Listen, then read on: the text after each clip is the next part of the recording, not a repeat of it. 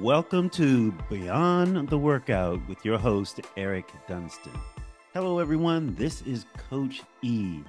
I just want you to know that anything you hear on Beyond the Workout podcast is just information only. It is not a diagnosis for your issues. So anything you hear for well-being, nutrition, fitness, exercise, any of those things, just take it that way as information. If you need help for a specific situation, please seek a professional. See your doctor, see a professional personal trainer, and they will diagnose your issues and they will take care of you. All right, sit back, relax, and enjoy the show. Well, hello, everyone, and welcome to another episode or show of Beyond the Workout. It's me, Coach E, Eric Dunston, here to guide you on another journey to a healthier, more vibrant you. Now, I guess you noticed by the title of this show, we're going to dive into a topic that's sweet to the taste but bitter to our health, and that's the consumption of added sugars. Now, I thought about what I could make this 50th show about. Now, you might go back and count and see, well, you ain't at quite 50, but I think this is the 50th show because I went back and I renumbered them, and that's what I came up with. This being the 50th show, which is a milestone for me. And it was I was determined to get to 50, and I've gotten to 50, but I'm not going to stop at 50. 50 was just a point that I wanted to get to as a goal, and then to keep moving forward. And what better topic than to talk about sugar, because it's something that has affected me. It is something that I know is not good for your health. It's everywhere. It's hidden in our favorite foods. It sabotages our fitness goals. It wreaks havoc to our health. But the goal of this podcast is to give you the warning, of course, but then equip you with a way to tackle this sugar adversary head on. And, you know, there are two things in the nutrition label that I want you to look at. And one is added sugars, but then the other one is natural flavor. But can you eliminate both of them? You probably can. And I would like to put a challenge to you at the end of this podcast. And I'd like you to let me know somehow if you've tried the challenge and how you succeeded with it. Because I put it to myself a couple of months ago, and then I tweaked it, got off of it a little bit, and I saw the effects of it. But we'll get more into that later. I got this broken down into topics that I want to talk to you about and the way I want to talk to you about it.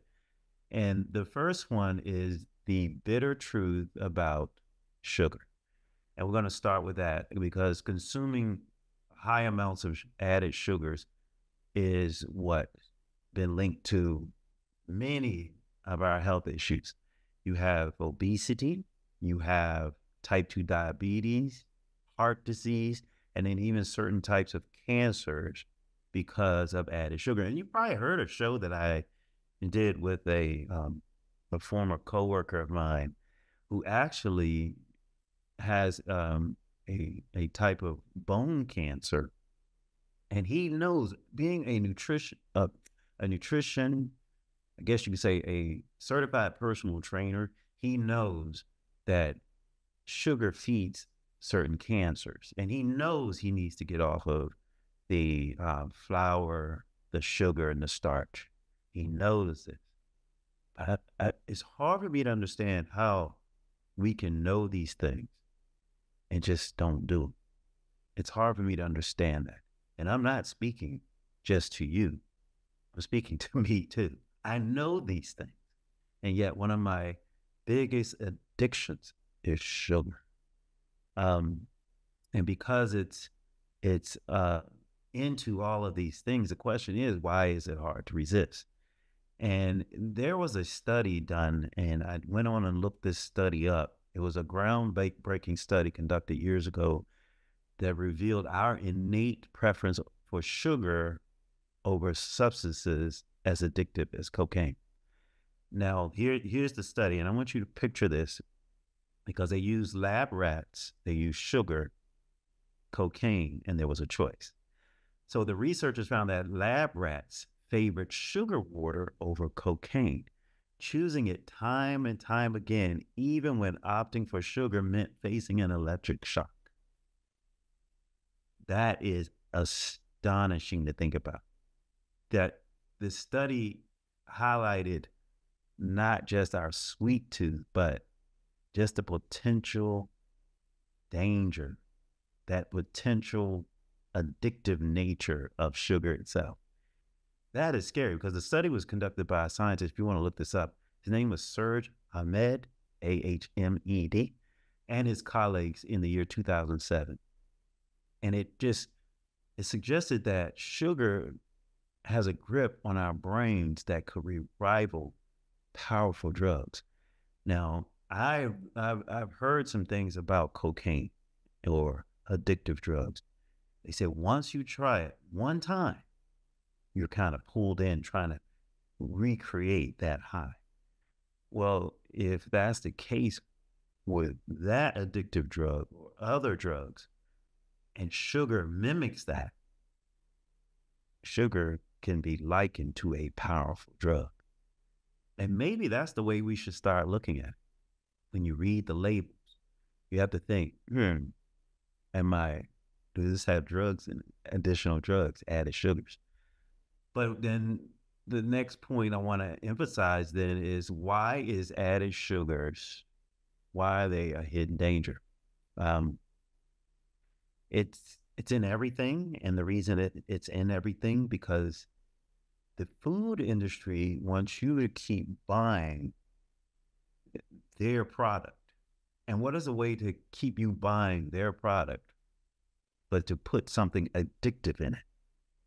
So it makes the food irresistible because it's not about just sweetness. It enhances the flavors, it extends the shelf life, it improves the texture so it looks good.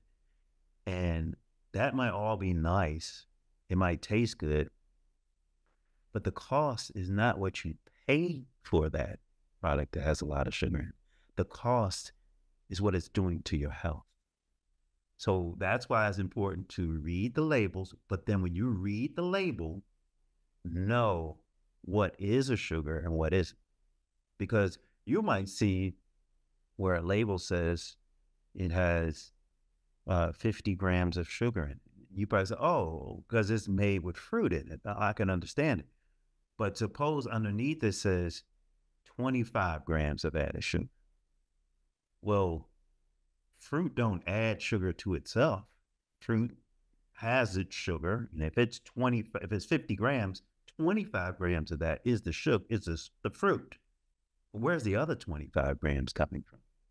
So you might read through the label, you might see high fructose corn syrup, sucrose, or fructose, or just corn syrup. You might even see it says corn syrup and high fructose corn syrup. That's a lot of sugar. That's dangerous for your health. So those are the things we have to be conscious of. And let's go into that point about the labels. So how do we outsmart those hidden sugars? So it's important to become, like I have become, a label detective, label reading detective. So when you see terms like added sugars on a nutrition label, that's your warning. That's your red flag. That's when you have to read further and see, really, do you really need this? Now, here was an interesting recommendation from this research that I found, and it talked about the American Heart Association, what they recommend you limiting your added sugars to. Now, I'm not going to tell you just yet what the teaspoons are, but I'm going to tell you what the grams are. So it says limiting added sugars to more than 25 grams per day for women and 36 grams per day for men. So I want you to think about that. How many teaspoons does that mean you will consume sugar for that entire day? So for women, it's 6 teaspoons. For men, it's 9. So I want you to really wrap your head around this. If I took a bottle of water for you women and I laid out 6 rounded teaspoons of sugar. I mean, the sugar's not leveled into teaspoons, it's a little mound on it. And I gave you that water. Say, hold, before I give it to you, let me 1, 2, 3, 4. And I put 6 teaspoons in that water and I shook it and gave it to you to drink. Would you drink it? You probably would taste it and reject it. You men, if I put 9 teaspoons in the water till you drink it, this is what you're supposed to have every day. Would you drink it? Probably would. Well, if I told you to take 3 teaspoons in the morning, then do 3 teaspoons in the afternoon, and then 3 teaspoons at night, would you do it? I'm gonna tell y'all like this. I wouldn't. I wouldn't recommend it, even though it says the American Heart Association recommends limiting added sugar to no more than that many grams. It is, I don't know. I don't even know how to explain that, except for no. As a coach, no. The goal is to get away from that, have more of your natural sugars from your fruits, and the more healthier ground growing, tree growing items, which is your fruits. Get it from that. And all of this added stuff, this chemical laden stuff that you crave, you gotta learn to put it to the side and remember, added sugar is an addictive drug. Added sugar is drugs. Added sugar is not good for my health. Added sugar should not be added in my life. I'll tell you what happened to me. I had this recipe, and it's called an acai bowl. Now, acai is ACAI, and it's a fruit. It comes frozen packets. And I remember making this bowl, and I'm like, whoa, that was so good. It was so delicious. I added protein powder in it. I added blueberries to it. I added honey to it. So it had that sweet taste to it. And I can't remember some of the other things I added to it. Oh yeah, nut butter to it. And it tastes so good. It was so sweet. I'm like, man, this was so good. And remember, I'm addicted. I am addicted to sugar. I have a sweet tooth that's been killing me for years. So I went and I looked. I said, "Wow, I wonder what makes this berry so well." I looked at the packet. I didn't buy the unsweetened version. I bought the sweetened version. So in addition to adding that honey to it, I had added sugars to it. And I thought, oh my goodness, the goal was to get off of added sugar. Now, since I've made sure I read the label, it has to say unsweetened acai berry. It has to be unsweet. Now, the taste is more balanced. It doesn't taste overly sweet. And you don't feel like you're addicted to it and you want to consume it over and over again.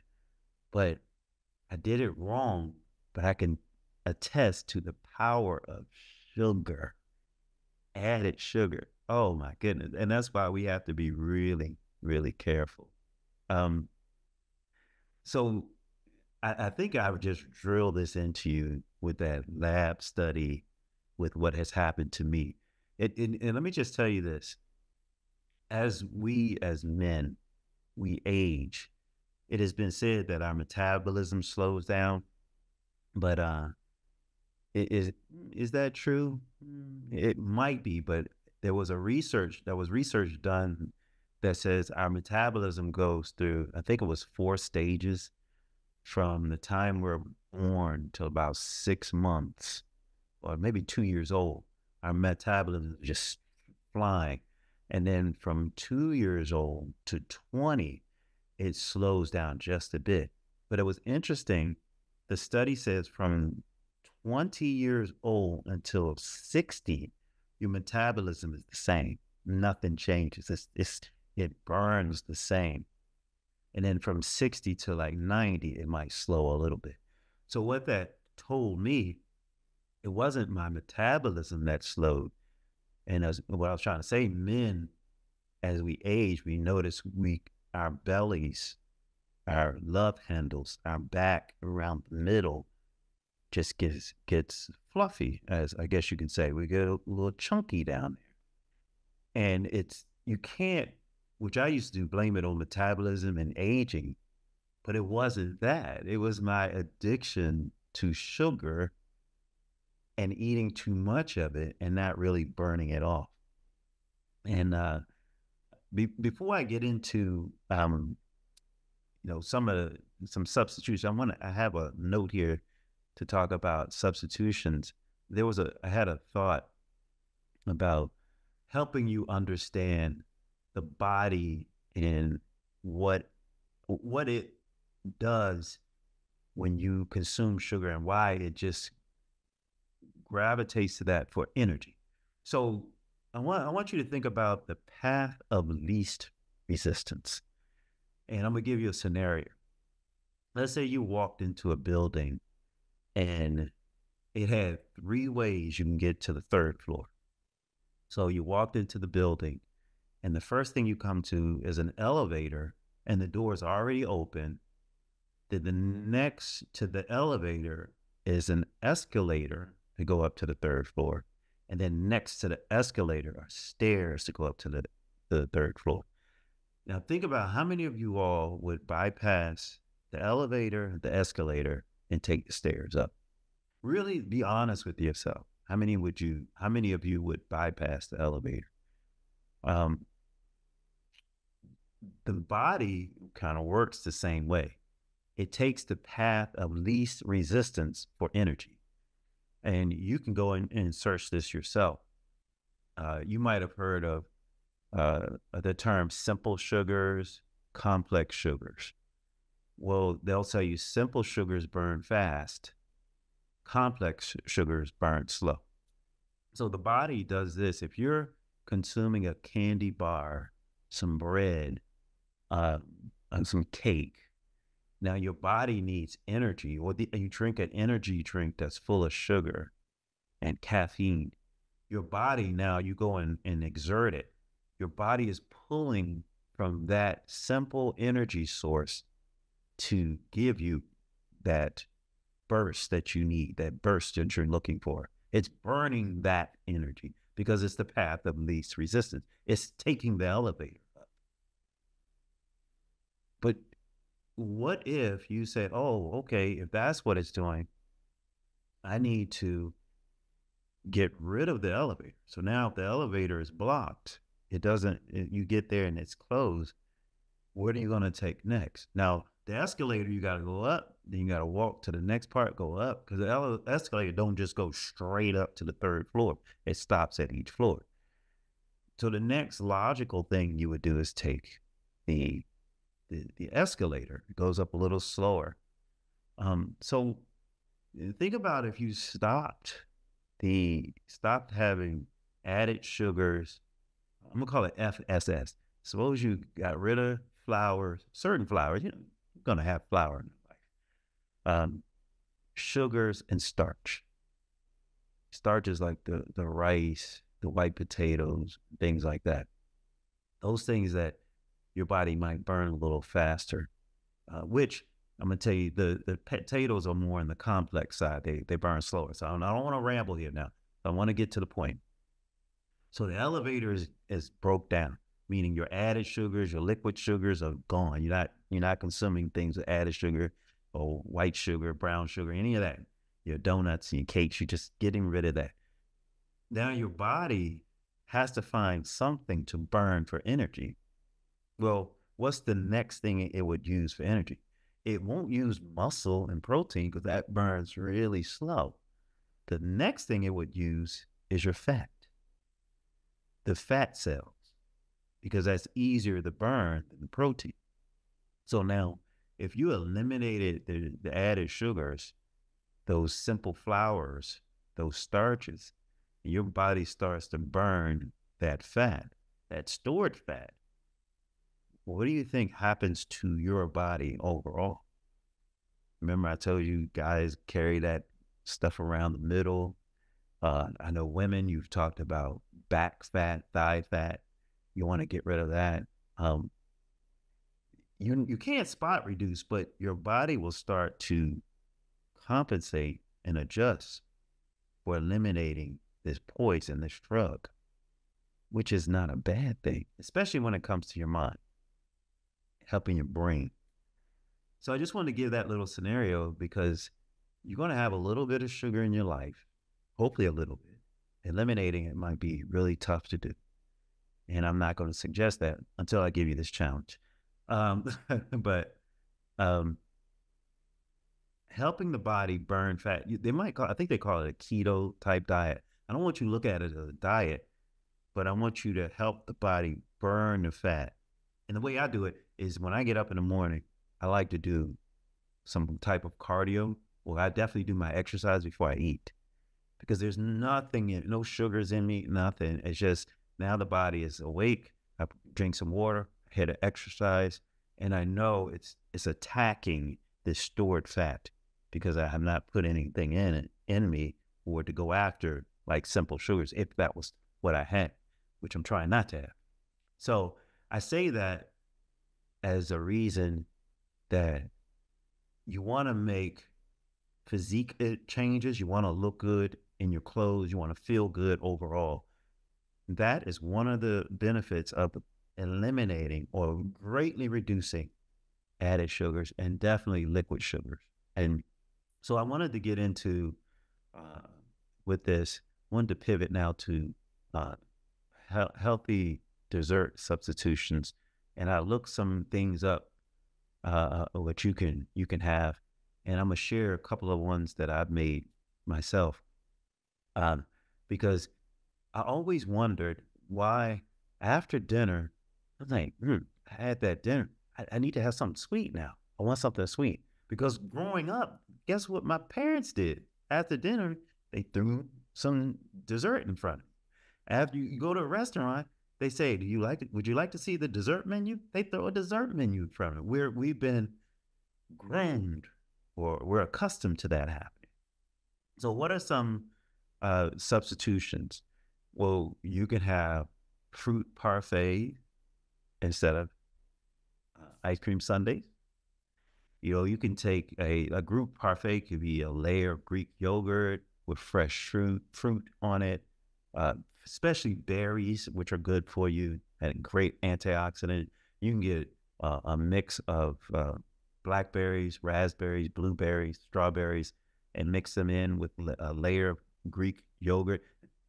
Excuse me. Suppose you can't have dairy. Greek yogurt is not good on your system. There are alternatives to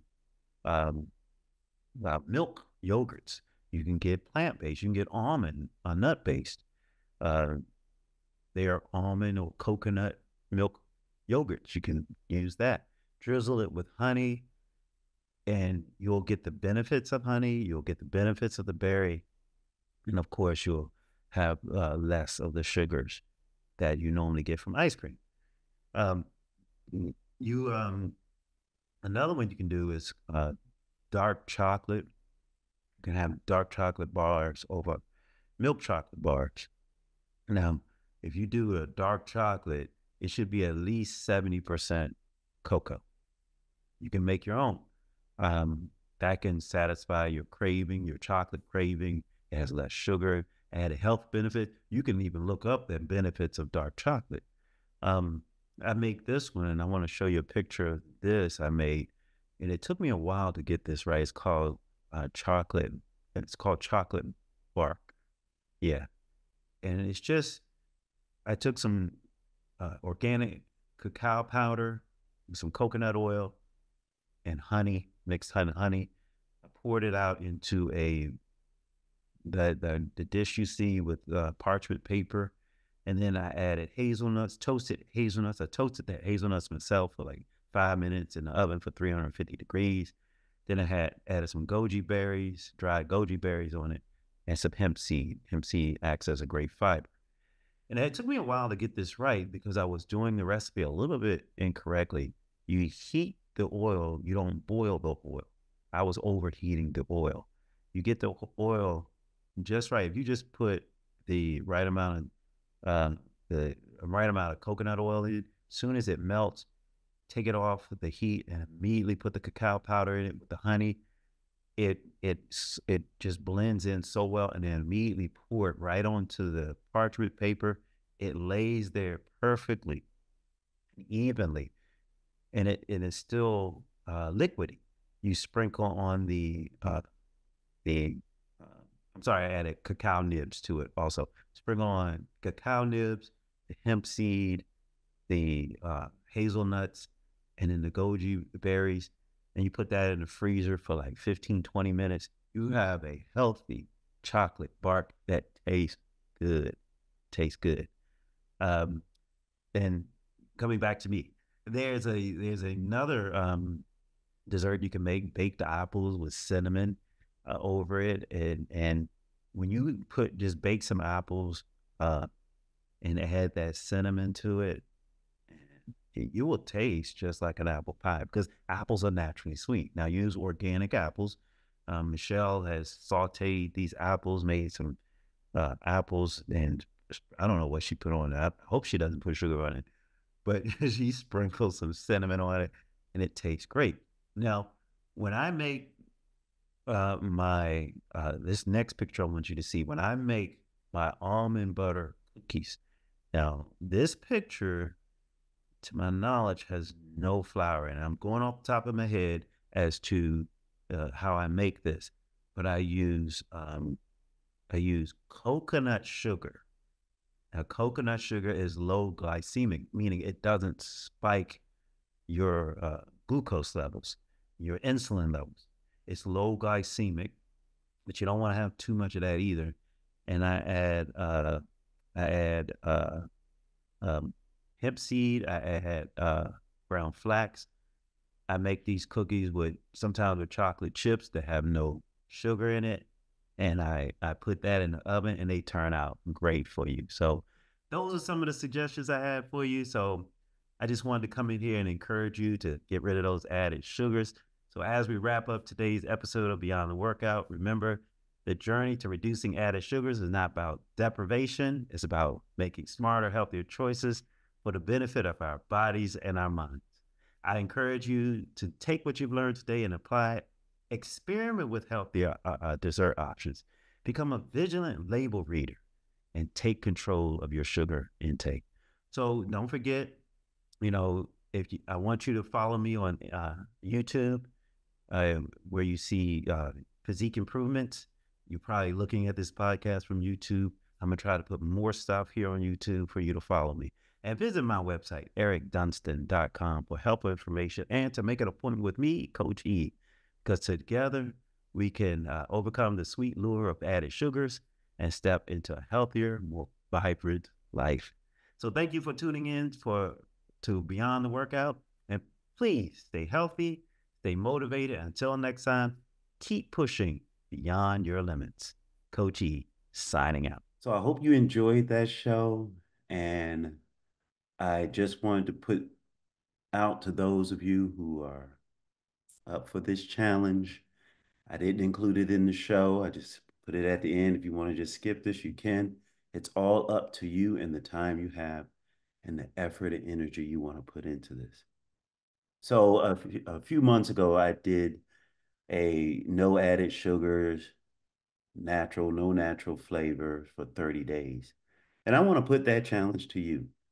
Now, you can do one or the other or both of them.